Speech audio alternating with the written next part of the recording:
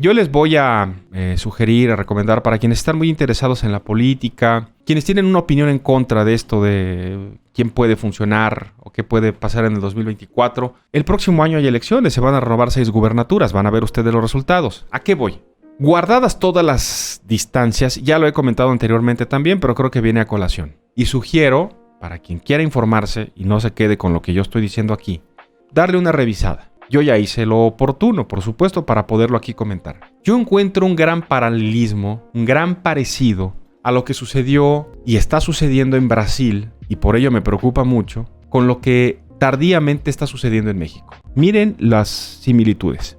Después de mucha inestabilidad, uno de los países con los mayores índices de corrupción en Sudamérica, Brasil, encuentra, después de gobiernos que llevaron a las crisis económicas, a una gran corrupción a Brasil. Si no estoy mal, el último presidente brasileño... Hubo un presidente, creo que sí fue Fernando Collor de Mello, que tuvo que ser destituido por corrupción en Brasil.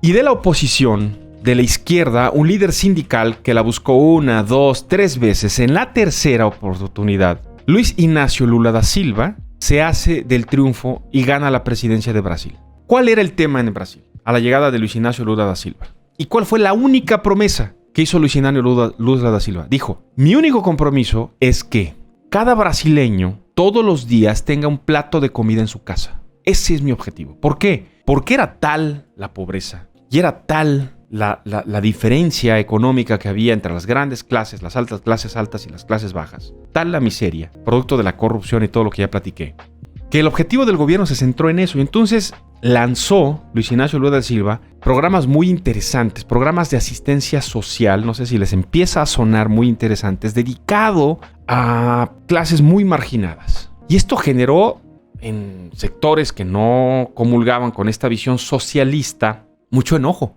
Pero el gobierno de Luiz Inácio Lula da Silva tuvo una gran aceptación social. No es que los brasileños hayan salido de la pobreza, tampoco, porque hoy tendríamos que estar contando que Brasil está en otro estatus. No, lo que resolvió a mucha gente, en efecto, durante ese proceso fue tener que comer. Y hubo programas muy interesantes, por ejemplo, uno maravilloso que me parece un desperdicio, que no se le haya dado continuidad en Brasil y que no se recupere en otras partes de América, de entregar dinero, pasó en Brasil. Y hubo un programa en particular que se les enseñó a las familias a cultivar hortalizas en sus casas, en sus favelas. No era que tuvieran tierra, en macetitas, en cosas recicladas. Entonces producían jitomate, producían papa, producían lo que podría ser una hortaliza. De tal manera que lo produjeran para comer. Y llegó a extenderse de tal manera también, que creció tanto el programa, que llegó a haber excedentes. La gente tenía para comer, pero tenía también para comerciar. Y entonces se abrió una especie de comercio de trueque. Y mucha gente tuvo un extra para salir adelante. Estas cosas le dieron al Brasil, pero sobre todo al gobierno socialista, progresista del Brasil, en la persona de Luiz Inácio Lula da Silva, una gran popularidad. Enfrente, la oposición, marcada, estigmatizada por la corrupción, por los malos resultados, además tuvo el desatino de quedarse con los mismos dirigentes, de pelearse las mismas migajas que se pelearon. No sé si les suena familiar. De decir las mismas cosas que dijeron siempre desde que eran gobierno. De criticar todo lo que hacía el presidente Luiz Inácio Lula da Silva, pero no dar alternativas. Alternativas viables. Pasar más allá de la crítica ácida a una crítica concreta, pero además decir, y esto es lo que se podría hacer. Y esto es lo que tendríamos que hacer. En fin, ¿qué pasó? Que no hubo otra cosa más que proponer a alguien, a quien fuera, iba a ganar y ganó. Y entonces vino Dilma Rousseff, mujer, primera presidenta de Brasil, no sé si les empieza a sonar familiar. Vamos, no tuvo que hacer campaña. Acompañó, no recuerdo si Dilma era secretaria del Interior, algo así como secretaria de Gobernación, la segunda de Luiz Inácio Lula da Silva. Entonces, a donde iba el presidente iba ella, pegaditos. Entonces, el presidente Luiz Inácio Lula da Silva lo que hizo fue recorrer el Brasil de la mano de Dilma Rousseff, de la mano. Entonces, la gente dijo, es Dilma. Y Dilma significa continuidad a esto que nos agrada tanto. Entonces, todos los beneficiarios de esos programas sociales del gobierno de Luiz Inácio Lula da Silva tenían el voto afirmado y asegurado nuevamente para que continuara el plan, el gobierno. Y quienes estaban no a gusto, pero volteaban a ver a la oposición y dijeron, ¿quién? No, pues son los mismos de siempre. Pues siguieron la línea y vino el gobierno de Dilma Rousseff. ¿Qué pasó?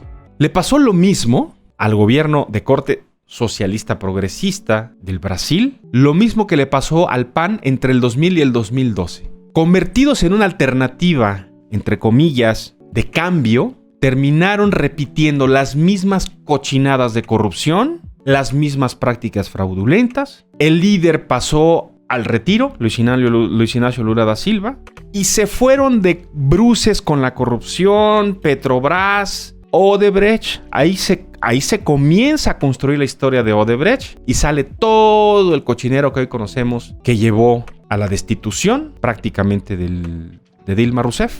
Tuvo que dejar la presidencia. A Luis Inácio Lula da Silva a la cárcel. Por lo menos se tuvo que defender desde la cárcel. Y lo más grave de todo, que en el desencanto, ya no solamente de quienes no estaban de acuerdo con ese gobierno y ese régimen, sino en el desencanto de los que esperaban que Dilma Rousseff le diera continuidad y no sucedió, se abrió el espacio para un ultraderechista llamado Jair Bolsonaro, un auténtico loco, que llegó a prometer cosas que a los brasileños dijeron: esto es lo que necesitamos. Ya, un cambio total. Oye, está loco, no importa.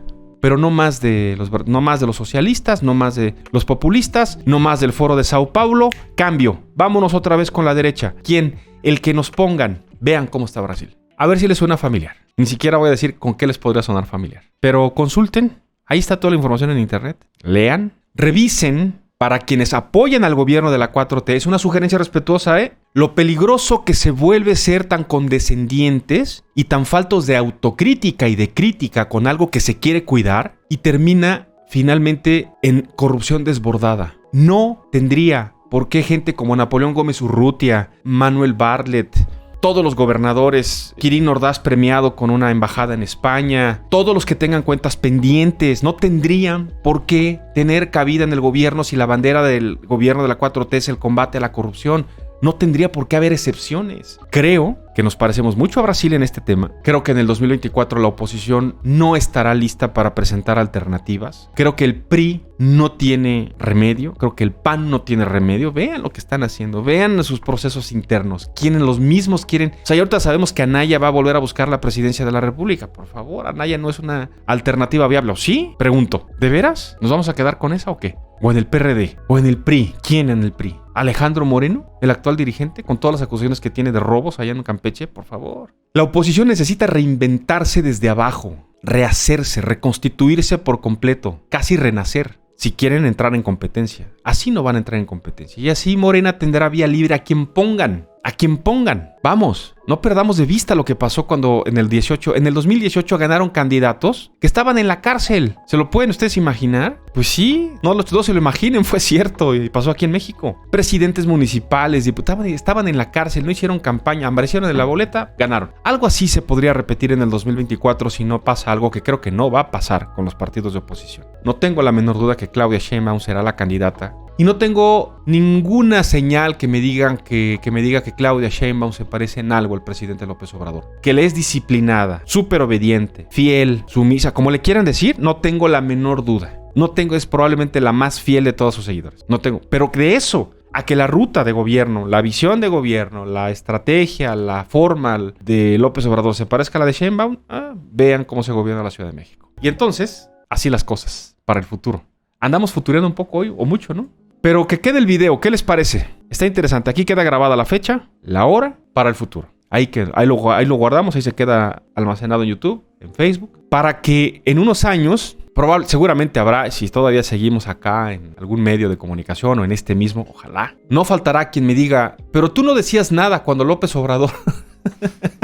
¿No? Pero tú no le decías nada de Peña Nieto, tú no decías nada de Calderón. No lo oyeron o no lo vieron precisamente, pero por ahí también en internet está todo guardado. Ahí está, disponible, por cierto, para quien lo quiera revisar. Ahora sí, como dice el presidente López Obrador, ¿por qué no te pones la de que no quede huella? No es cierto.